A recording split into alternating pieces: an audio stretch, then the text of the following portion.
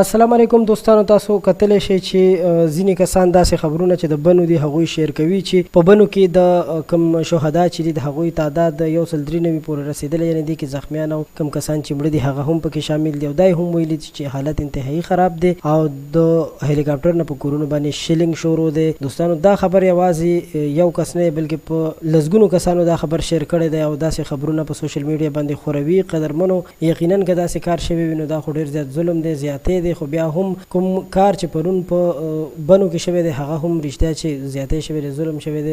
ریاست د مور مثال لري، په کار دی چې په خپلو عوامو باندې د شفقت لاس راکاږي. به هر حال که د دې خبر په باره کې نور څه معلومات چا سره وي یا د بنو کوم مینوال زموږ په دې چینل کې وي نو ضرور موږ سره په کمنټ کې رابطه وکړئ او د دې خبر آیا تاسو تصدیق کولی شئ چې دا به حقیقت وي که نه. ډېره مننه کوم. موږ سره د مزید اپډیټ دپاره دا چینل سبسکرایب کړئ. وخت په وخت تاسو تازه ترین اپډیټ نه خبرو. خوشحاله اوسئ. تر بیا مو په لوی الله سپارم. د خپل ځان ډېر خیال ساتئ. که د بنو کوم ملګری موږ سره وي نو ضرور موږ سره په کمنټ کې خپل نظر شریک کړئ. ډېره مننه کوم.